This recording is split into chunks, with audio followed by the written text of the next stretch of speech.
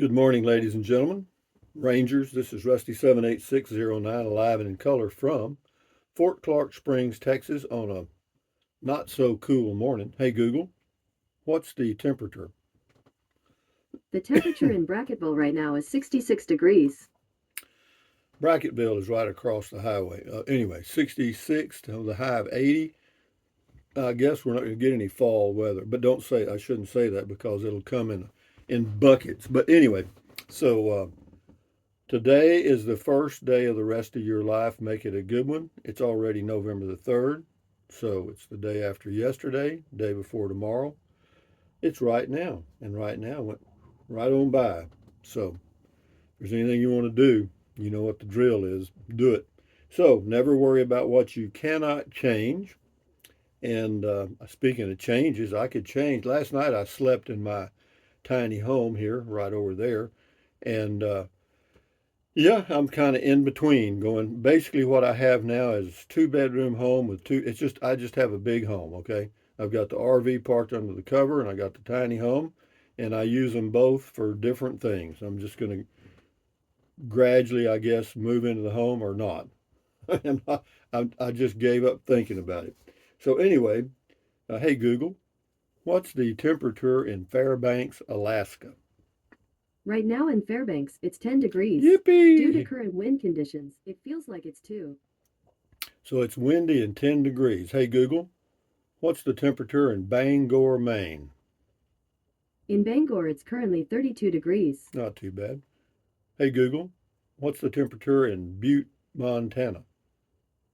In Butte, it's currently 19 degrees. Well, Due they're to getting current wind conditions, it feels like it's 12. so they're getting a little wind too. So they're getting their winter, but we're not getting anything here yet. So with that in mind, moving along, the noon video will be a driving video leaving Llano, Texas, just cruising down the highway and talking to myself. So moving along, did I say never worry about what you cannot change? The reason I remind you of that is because people get concerned about things. I know I did years ago. I don't anymore because I'm too damn old. But uh, yeah, a lot. It's just noise. You know, you need to treat it like that. You know, it's just basically gossip. You know. So having said that, move along to comments, Rusty. Okay, I will. Will hunt. I will hunt. I will not hunt. Will hunt. You know, we saw a guy knock over a power tower. Both the wife and him were screaming at each other. I was waiting for gunfire. Yeah, that happens occasionally, doesn't it? Yeah, that was on back in the RV. This is Michael 6. OSB is the flooring. I'll be dogged. I did not know that. Not a good idea. It needs to be primed, painted. I would use plywood only in this floor. Good, you can do that. Old Vine Zen on the back and thing. At least someone offered to help him instead of just laughing at him. Well, he didn't want any help. I mean, he refused the help. 3RJ, where's the where's the poop going from the toilet and how much does the property cost? That's on the tiny Home Depot. You know, I don't have a clue, man. 3RJ, you're gonna have to do something on your own there. King for a day on the backing RV thing.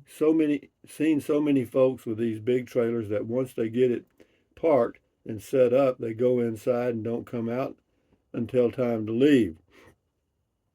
Yeah, might as well save the hassle and leave it parked in your driveway. You know, I used to say things like that many years ago, but what I found is people do what they do, and I do what I do. Should I be concerned about what they do? No, no. Drive yourself crazy with that. But anyway, enough said. DM, I just put one of those in my Amazon cart. This helped me finalize my decision. Thank you. That was a heat diffuser. Yeah. Yeah, I use a heat diffuser on the cooked oven stove sometime, and I put uh, a dome over it, you know, a melting metal dome, and it works good. It just comes in handy for different things. RV Living with the Geezer, check that channel out. Uh, Hunting season starts Saturday the 5th. That's when Llano really gets busy. Lots of money spent. Yeah, they get a lot of hunters in there. In fact, it's the deer capital of Texas. I mean, they have more deer hunters come into that county than any other, I'm told. This is Kenneth Bode on Back in the RV. I used to teach new drivers to back trailers. You first have to learn to back straight and learn from there. Yeah, I agree. Backing it straight up would be a good start. Anyway, Rocky the Rock from Carlsbad, New Mexico says, apparently he's got a YouTube channel now. Check it out. It would take me 2 minutes to get that sucker in there, no problem. Man, this was frustrating watching this. I could do that with my eyes closed. Well, you're used to. He says he's a truck driver, and the trailers are 53 foot, easy, easy. Yeah, well, if you're used to doing it, sure. But this guy apparently doesn't back the RV that often. Thank you, and enjoy your day, Rocky. My Venus Healer, not worth it on the large RV. Whatever. Different strokes for different folks, guys. Darlene Huth. No way getting a 40 foot. We can't even back our 17 foot, LOL. It's the same technique. Backing a small or a large trailer, same thing. Francis Ebeke, I wish him well, but sometimes I wonder if he questions the cost versus the benefits. Well, I think what they've done, I don't know them personally. I know a few people in that RV park, and what they've done, they have bought an RV and sold their homes if they had them, and now they're living in the RV park full time. Why are they doing that? Well, they feel like it's cheaper than having a sticks and bricks, and they're probably right.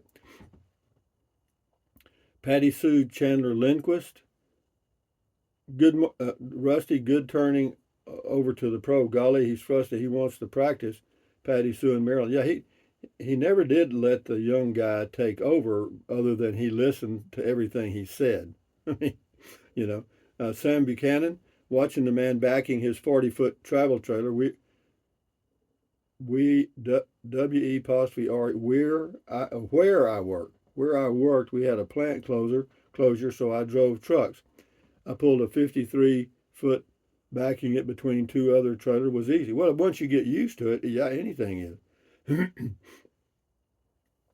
Mike Douglas, he was thinking, I do me and you do you. LOL, he probably was. Yeah, I noticed he was I chatted with him briefly, and he seemed like a pretty hard-headed individual. I'm probably the same way. BB, Rusty, you have a great knack for making anything interesting. Have a great day. Well, I mean, it kind of did itself. I didn't really do much other than try to explain what was going on. Pam Love, I got a 24-foot Class C for that very reason. Yeah, well, I got mine because that's all I needed. You know what I mean? Hang on a second. Then we got Driver Dan. I appreciated your wisdom to get far enough away from the fifth wheeling backup scene so as not to become part of the pressure cooker brewing there. Thanks for sharing the lesson. Well, yeah, I wanted to just be out of the way, but I did want to do the video because I wanted people to see that you can buy those giant RVs, and if you're good at backing those things, that's wonderful. But when you buy it, you might want to practice a little bit. Matt Richardson's Memories. Thanks, Rusty. That was on driving Llano. Well, you're going to get some more Llano today because when I left the RV park, I started a video until I got out of town. Peter Kiefer. A person should not be pulling a trailer on the highway if he has no more skill than that. Should be required to have a CDL. Well, there's a lot of argument about that because some of these people, my age and older, are driving these huge units down the highway, and I don't know. I mean, they got motorhomes that are 50 feet long, nearly. So, but anyway, that's their choice, and never worry about what you cannot change. John Bruce, now that's camping. I agree. Ellen Dowd, do you think he said a lot of curse words? If it would have been me, I would have. I guarantee you, I'd have come up with some new ones.